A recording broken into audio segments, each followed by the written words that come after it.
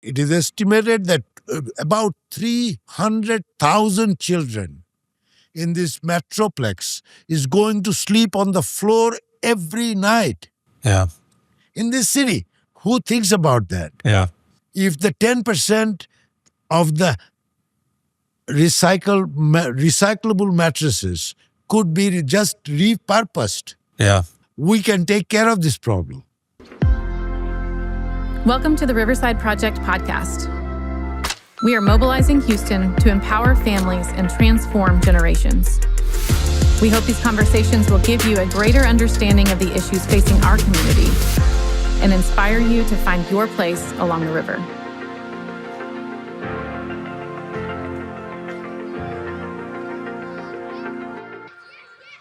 Hey, everybody, this is Chandler with the Riverside Project. Welcome back to the Riverside Project podcast. Today on the podcast, we have Oli Mohammad, who is probably one of the awesomest people that you'll ever meet here in Houston. Oli is the executive director and founding force behind the Houston Furniture Bank, which is a nonprofit working to ensure that no child sleeps on the floor in our city. Originally from Bangladesh, Oli moved to the U.S. in 1987 after earning both his bachelor's and master's degree in political science. His early work spanned international development with the UN and World Bank before shifting into social impact work here in Houston. What began as a furniture distribution program officially became Houston Furniture Bank in 2003. Oli is a passionate community builder, brings decades of leadership, a heart for service, and an enduring belief that dignity begins at home. Oli is a great, great friend of the Riverside Project, and we're so happy to have him on the podcast today. Oli, thanks for joining us on the podcast. Thank you, Chandler. Thanks. Good to be here. Yeah.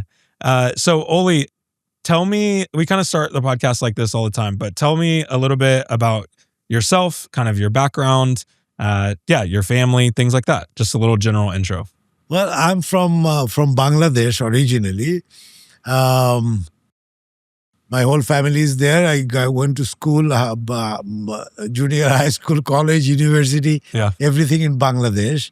So, and then I moved on. I went and worked with the United Nations Environment Program in Nairobi, Kenya, where I also had the good fortune to get involved with a project called Matumaini Children's Home, where we built a orphanage for children in a 40-acre land that was donated by the government. And when I left there were 36 kids that was living there. Wow. So then I came to the United States and kind of came across this work with the Mental Retardation Authority of Harris County in 1991. And my responsibility at that time was to find apartment housing, in fact, for about 140 families that was moving out of the mental health facilities around the state. So when going into finding apartments for these folks, I saw that people are moving in empty apartments with nothing to sleep on, nothing to sit down on, nothing. So that became a question. And from there, I started looking into it. And then the best example was the food bank.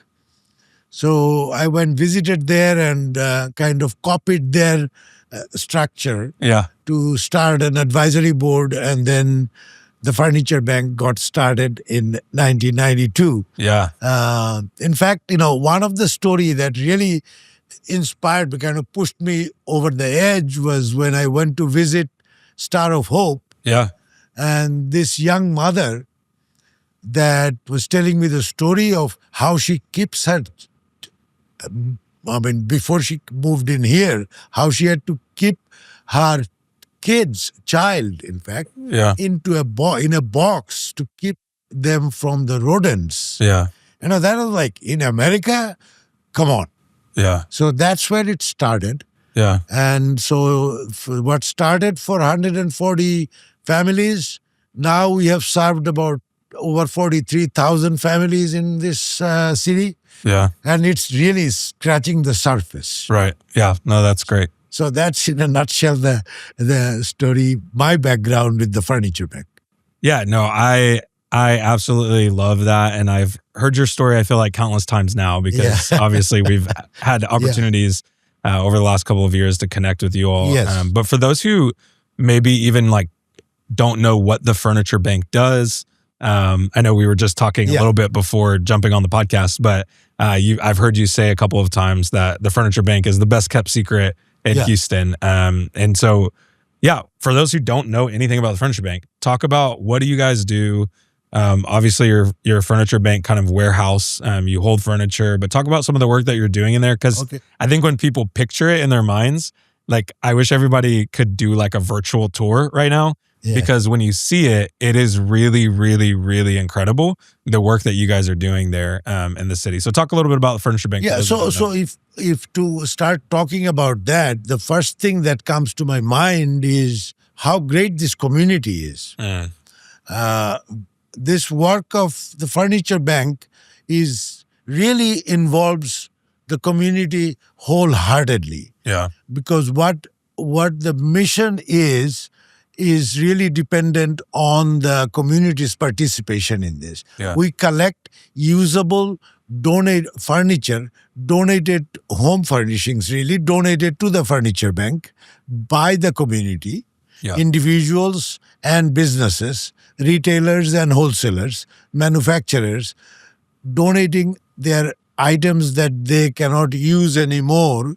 If it's in a usable condition, donate that to the furniture bank. We, in one side of our main mission is to give, then redistribute that to families that are in need. But to keep our program going, to make it sustainable, since 2008, we started a furniture resale program where as a social business, these 2 stores now resells furniture to the community in a very affordable pricing. Right. And the 100% of that comes back to operations of the furniture bank so that we can give away furniture to the families. Yeah. So the kind of items that furniture bank needs on a daily basis are mattresses that can be reused. I will also talk about a recycling program, but mattresses, there are lots of people that buy their mattresses for the guest room, maybe in 5 years, 5 times slept on, and now they need to change it for whatever reason. Yeah. So rather than throwing that away, donate it to the furniture bank. We can take it through a process and then give it away to another family that's in need. Yeah. And then if you're a business, you can donate all your items that is being stored, wasting your space, valuable space. You can donate that to the furniture bank. Get a tax benefit because of your value of your donation is tax deductible within the limits of the law. Yeah. So that gives you another advantage on that, and that goes directly to give to families in need. Yeah. So that's basically in our furniture side. What we do in the process, what we have done through the years is also we got into mattress manufacturing business. Talk about that, because I do think the mattress refurbishing is, for a lack of better words, brilliant. Well, but also it's so simple. And so talk about that. So what happened is really mattress recycling is one business, and then mattress manufacturing is another one. So first I will talk about mattress recycling. Yeah. Mattress recycling in the furniture bank grew out of necessity. The donated mattresses, we did not have space or the money to get rid of those mattresses that we could not give away. Yeah. So we were spending a lot of money in the dumpsters, in throwing those mattresses away. Yeah. Then we were, as a part of the National Furniture Bank Association, we were selected as one of the mattress recycling pilot project initiative taken on by the St. Vincent de Paul Society in Eugene, Oregon. Okay. They got a grant from the Robert Wood Johnson Foundation to give to look into possibilities of mattress recycling in 3 cities of the United States, and they selected Houston as one of those cities. So that's where the initiative started. Into 2012, starting in 2010, and then in 2012 we started our mattress recycling program. Yeah. So in mattress recycling, the background of that is in this city, every year, 750,000, a minimum of 750,000 pieces goes to the landfill. Each mattress takes 23 cubic feet of space in the landfill, producing methane gas for hundreds of years. Yeah. Houston Furniture Bank started this program, and gradually in last 12 years, we have made it better and better. We have recycled and repurposed about 250,000 mattresses in these years. If you think about it, it sounds like a lot, but that's not even half of what happens in this city every year. Yeah. Not even half of that. 1/3 of what in 12 years we recycled 1/3 of what this city produces every year. Yeah. So that's the exciting part of it. Right. That's the challenging side of it. But the possibilities of that, currently it is estimated that about 300,000 children in this metroplex is going to sleep on the floor every night. Yeah. In this city. Who thinks about that? Yeah.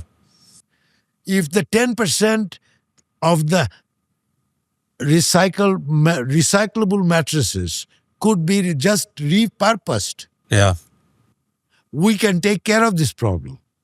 Yeah. Furniture Bank started manufacturing mattresses out of the challenge that we had during the floods of Harvey. So we got some funding during the Harvey relief from the Greater Houston Community Foundation. Yeah. So with that money, what we did, we saw that there is a tremendous need. We understood that, but we saw that the need for mattresses is universal. Yeah. After a disaster. So we got an opportunity to get a plant that was shutting down, to purchase that. We did that, and the crew came with that, and we started manufacturing mattresses and also manufacturing brand new mattresses and using the parts, the springs, the foam that is reusable in making another mattress.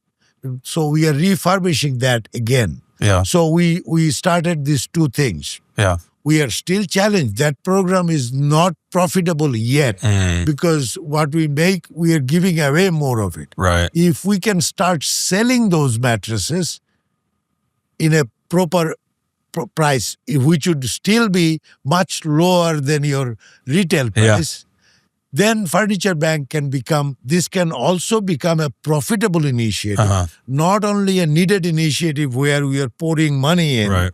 It's working on both ends of it. Yeah. So that way, this Furniture Bank, this mattress recycling, refurbishing, and manufacturing together can make a huge impact in terms of the children that are having to sleep on the floor. Yeah. The families that really, if you think about a child, you cannot think about a child independent of the family. If you give a child a mattress, if the family doesn't have a bed, you need to be able to provide the bed to the family as well. Right. Hearing you talk, I'm always encouraged because you do such a good job at highlighting the challenges and the problems that our city faces, but you do it in such a way that you're also super hopeful of what we could do.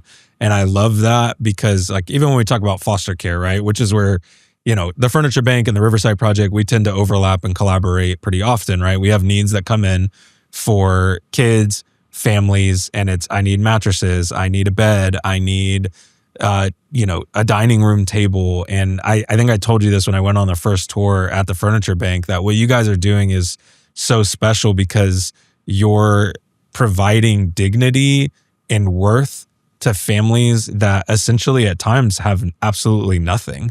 And so I wonder if you can talk a little bit to because you are so like realistic about the challenges that our city faces, right? So enthusiastic about, you know, we're one of the biggest cities in the country, yet we have such a huge challenge and a huge problem. But you're also so hopeful about what could be done. Yes. And so what makes you hopeful?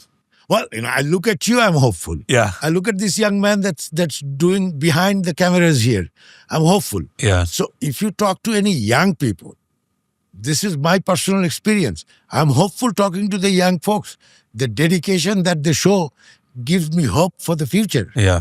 Nothing against the older people. Yeah. But a lot of times you find a different kind of vibe from them. Yeah. Rather than if you look to the future, then there is hope there. And the resources, the reality of the situation is, if you really look into this, there are countries in this world who they have gone out of traditional electricity. They use trash to create electricity to electrify their cities, put power to their cities. We don't do none of those in this country, being so technologically in every other way so advanced. Yeah. But at the same time, unfortunately, so wasteful.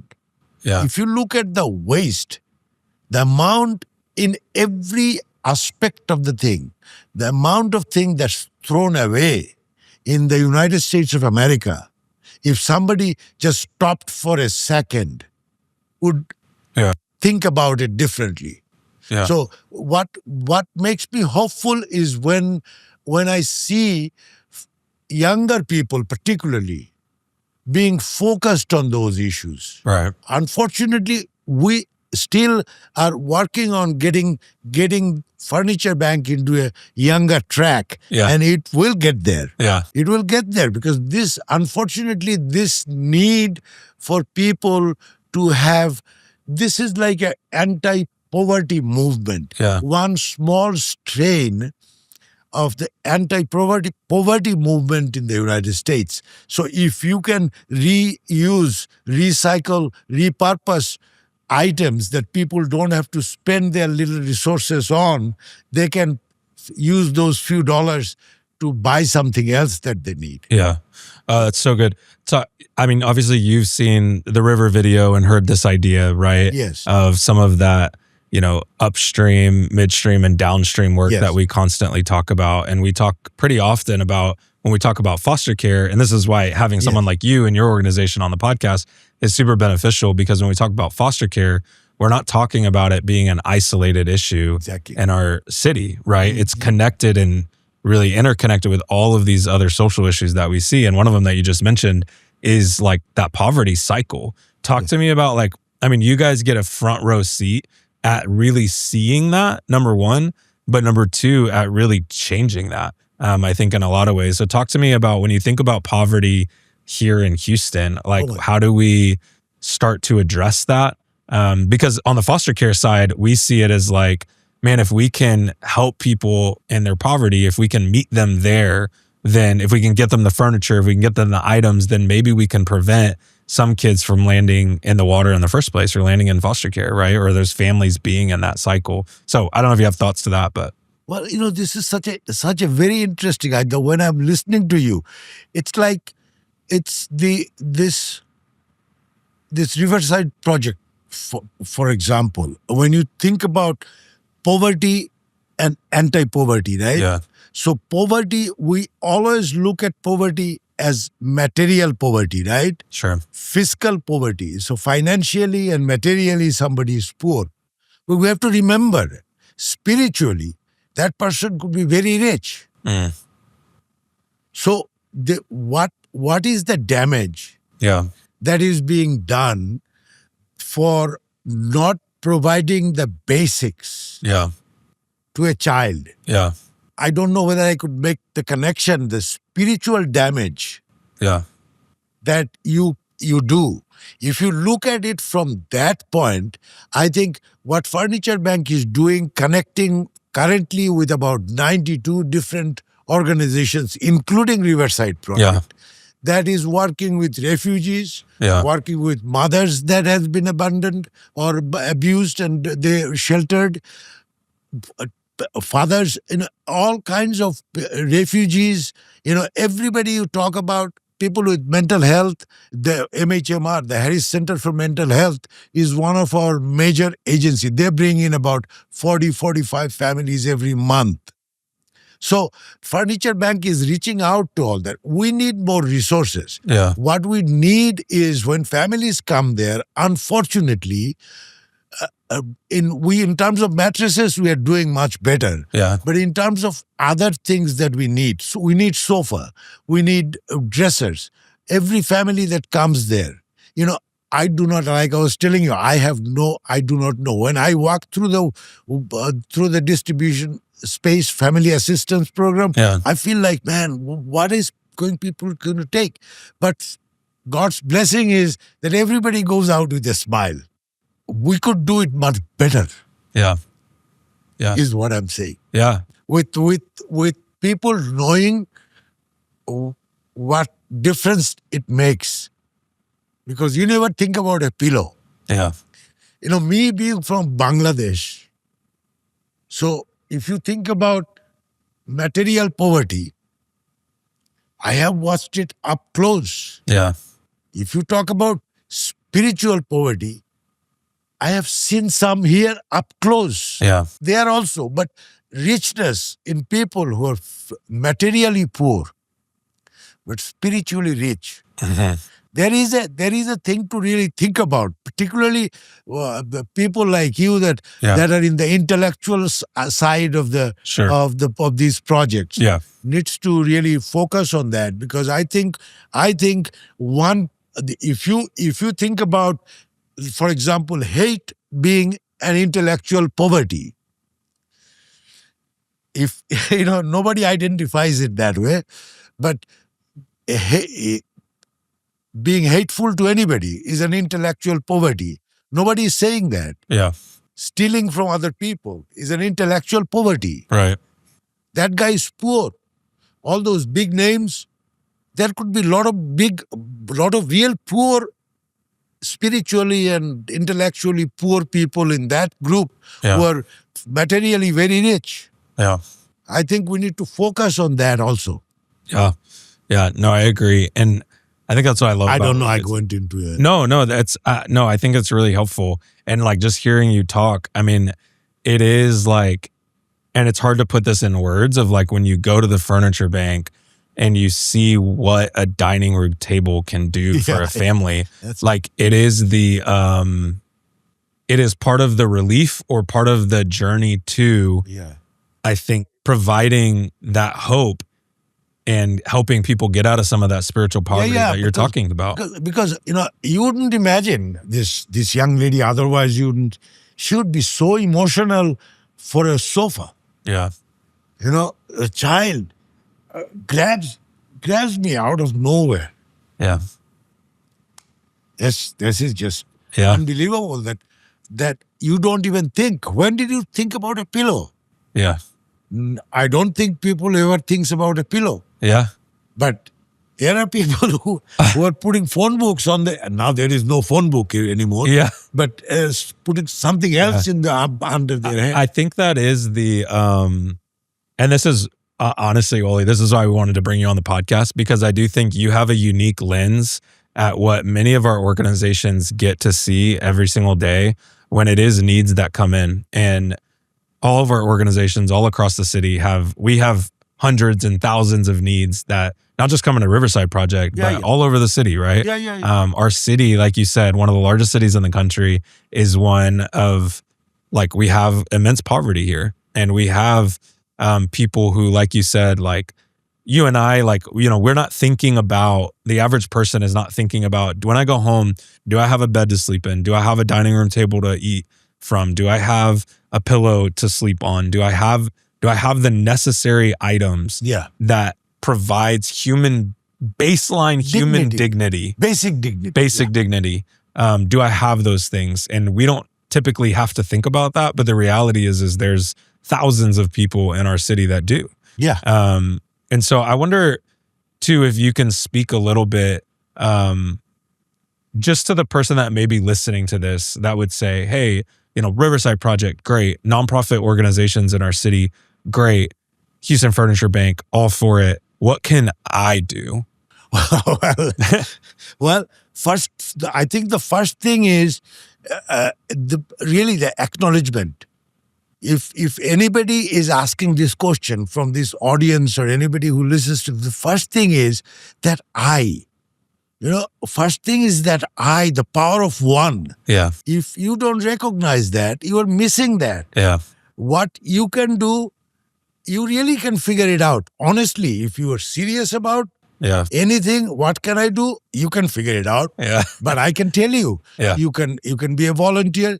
If you have any technology, not only to the Furniture Bank, any organization that you think serves your intellectual and spiritual and emotional needs, you can give to them your time. Main thing is your time. Yeah. Anybody who wants to give, time is the main thing. If you can give some time, and that's the one thing humans have, which we don't ever really appreciate, other than how much we make per hour. Right. We really don't appreciate the fact that time is so limited. Yeah. And if you can cut some out to give to a charity, to consider first, what can I do? Take some time to consider that. And then there is a lot to do. Yeah. All you have to do is about the Furniture Bank, get in touch with me. Get in touch with anybody at the we'll tell you what needs to be. We need volunteers, we need money, we need products, we need anything you say, we need it. Yeah. You mentioned earlier like 90 plus different organizations that get furniture from you all every year. What has kind of, like, when we talk about like the power of collaboration and working together and working as one in our city, what has that meant, not just to the Furniture Bank, but to our city? And what do you see in terms of people and organizations working together, things like that? Very interesting, because I can tell you, I thought about a story. I went to receive a small check given to the Furniture Bank by the Fort Bend County Junior League. Okay. So there were, you don't become a Junior League member if you are not a little resourceful. Yeah. So I wanted to see a show of hand. I'm just adding that also. Out of little over 100 ladies, 3 hands came up that knew about the Furniture Bank before that night. Yeah. After that, after receiving the check, when I'm leaving, a lady comes out from another door, wanted to talk to me because about 20 years ago, her family received some furniture from the Furniture Bank. Now she is a Junior League member. Yeah. And she was emotional about that. The impact that it had on them, I had no clue. Yeah. So, but you see, that's what collaboration does. There are people that came to this city being refugees from Somalia, from Nepal, from Afghanistan, came to the Furniture Bank. Yeah. Because why? Because of Refugee Services Alliance or Catholic Charities or any other refugee program that brought them. Mm-hmm. Furniture Bank does not find the families that are in need. Right. So all these partner agencies that we have, they are the ones who are doing the hard work every day to facing that need and finding that family and connecting that family with the furniture bank. Yeah. So we are all one here. Yeah. I mean, your video, what it talked about is so perfect. Yeah. Because if you cannot be one, if while I am trying to do the work of a mission, the competition should be on quality, not on resources. Right. If you are the one giving away a piece of furniture or a service, and my agency also doing the same, our competition should be who is the best in providing the services. Yeah. How can we do the best? Right. So we cannot do it by ourselves. Yeah. We have to cooperate. Yeah. And I like it. It's that we talk often, right, about like this idea that not everybody's called to do the same thing, but everybody can do something. Right. Yeah. And so it is that idea of like, if we could just work as one, Yes. different organizations, different churches, different individuals, businesses, coming together really to serve the greater good of the city. Yeah. We can create a city that is, redeemed in a lot of ways. Right. Yeah. And I think one of the things I really taking advantage of the modern technology. Yeah. I think that's particularly what the work that you and people like you are doing. If more and more people wanted to bring those few issues, when you talk about poverty, also focus on intellectual poverty. Yeah. That might wake some people up. Yeah. I think those are the basics. That whatever your faith is, those 10 principles of, what you don't do, what you don't want to be done to you. Right. Yeah. Very basic. Yeah. So, but that reminder is not there. Yeah. We are talking about a lot of things, but we're forgetting the basics. Right. I think that's why a city as resourceful in terms of people, wonderful people in this city. Mm-hmm. But so many poor people. Yeah. We don't need this. Yeah. It's like unnecessary. Whenever I think about it, I feel like it's not needed. Yeah. We don't need this. Yeah. Yeah.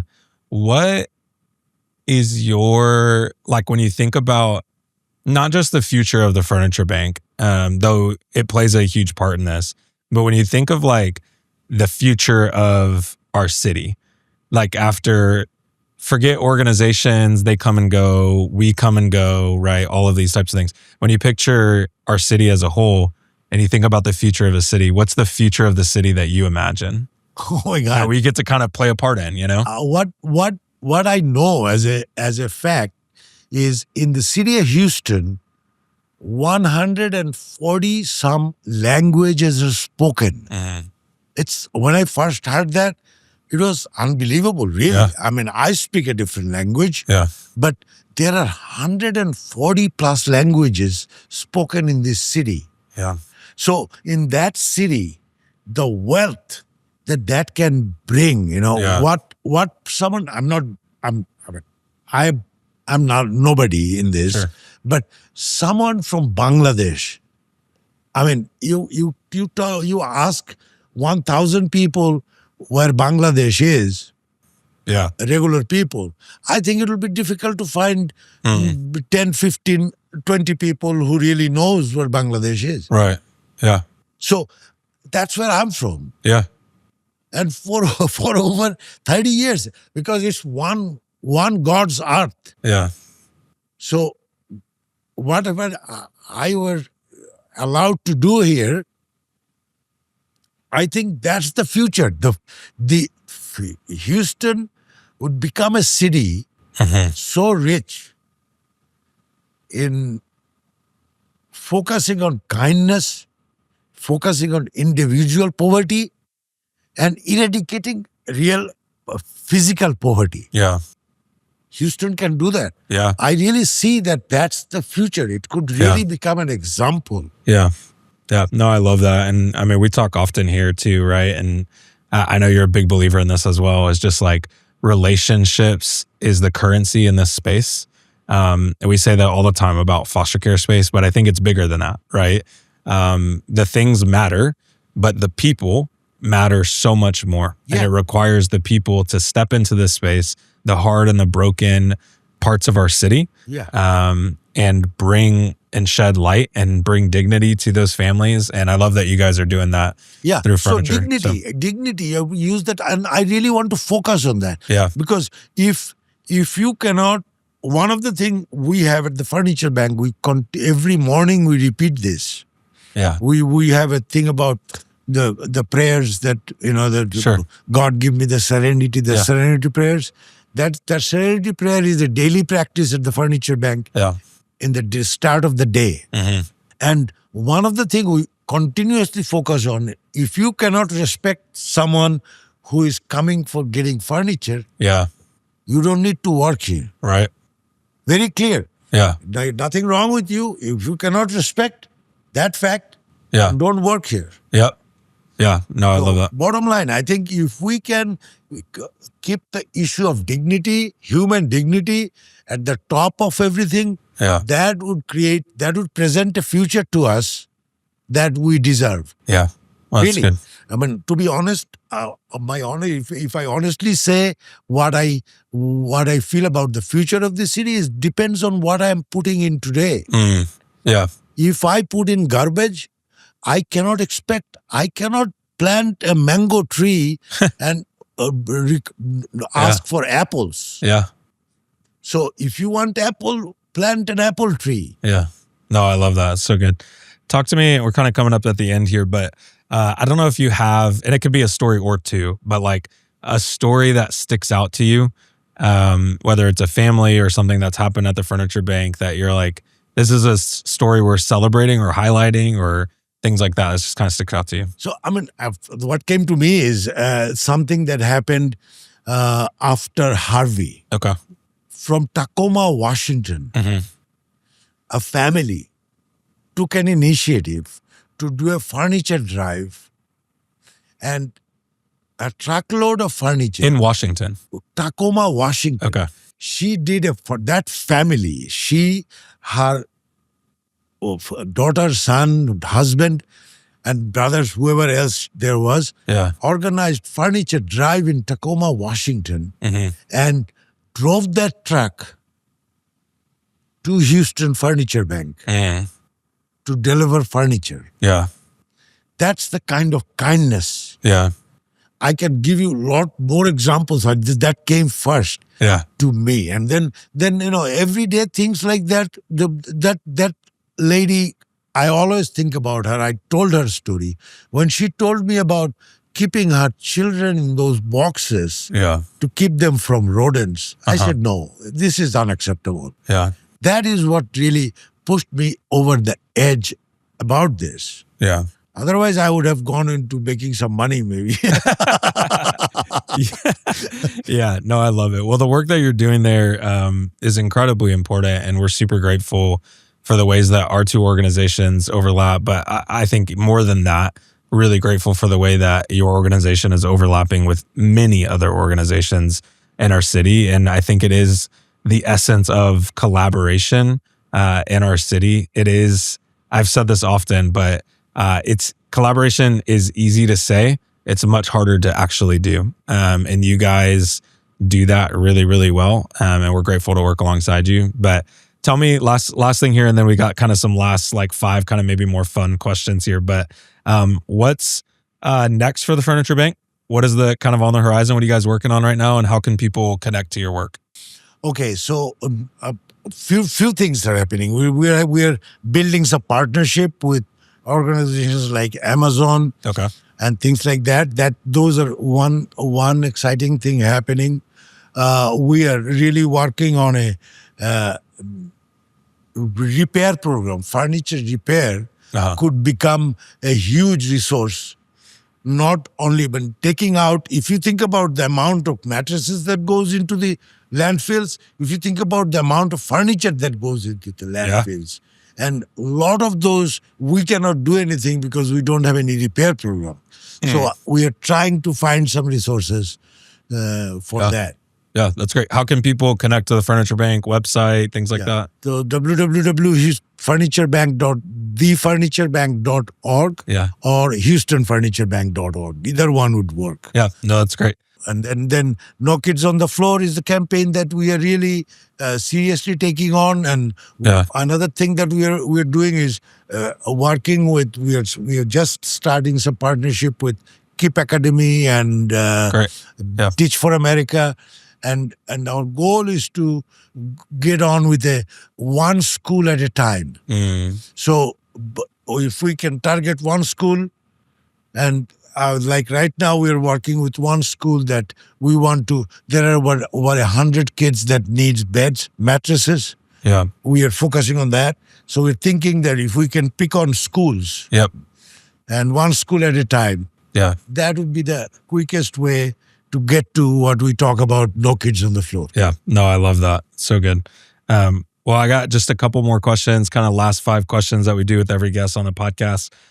So I got to know, what does Oli do for fun? When you're not at the furniture bank running around, what do you do for fun? I love gardening. Gardening? Yeah. Okay. When that small plant grows up and gives you that vegetable, and great. I love that. And then I listen to music. I love traditional Bangla music. Okay, I love that. Yeah. Second question: what's something on your bucket list that you haven't done yet that you've always wanted to do? Oh man, I want to travel. Travel? But I want to travel with some purpose. Yeah. Not purposeless. Yeah, I get you. I love that. Okay, third question is, what's a local Houston spot that everybody should visit at least once, except for the furniture bank? Well, Houston has really lots of really very unknown but interesting places. Yeah. This is one question I couldn't. I sometimes I think downtown Houston has some secrets that nobody knows really. Yeah. So finding those secrets about downtown would be one great thing if you come to Houston. Yeah, is find those little secrets. Downtown looks like a dead place. Yeah. Otherwise, if you came from New York. Yeah. But in Houston downtown, there are some places. Gems. Yeah. That can knock off the New York guys. Yeah. That's funny. Oh, that's good. What was your first ever job that you had? When I made money, let's say the one that you made money for. Yeah. The first one that that's long time ago. I was first time I made some money was when I was a private tutor for a small kid that I was teaching, and their parents used to give me money. Yeah. That was as a high school kid. Yeah. But then I worked for the World Bank. Okay. Was after my graduation from college. Okay. My first thing was working Bank. For a project to the World Bank. Yeah. Okay. Last question I have for you is, if your younger self could see you now, what do you think they'd say? Oh my God. That I saw that question and I really didn't know what to say because there are so many things that is not done that I would have done if I knew how to better use my time. Yeah. So I have. So the question is what my younger self would do. Yeah. My younger self would use my time a little more efficiently. Yeah, that's good. What's something that you're really proud of right now that you guys are doing there? When someone like you, I know you. And I meet other people, when they talk about the furniture bank, that makes me proud. Really, if I think about what makes me about what I have done, what I have invested, I've done other things a little bit, but when I think about people that has visited the furniture bank, not that I told them the story and this. Sure, yeah, they have interacted with the furniture bank, but when they talk about the furniture bank and the way they say it, that makes me proud. Yeah, I love that. Yeah. Well, thanks for being on the podcast, Oli. Obviously, you're a really good friend, good friend to the organization, and we're proud of the furniture bank. All that you do in the city and all that you do for kids and families, all across our city, in the foster care system, out of the foster care system. And so, thanks for being on the podcast today. Thank you. Yeah. Thank you for having me. To those listening, we hope these conversations have inspired you to find your place along the river, and we welcome you to join us in bringing hope and renewal to the city of Houston. If you'd like more information on how to get involved, please visit riversideproject.org and submit a contact form. We'll see you next time.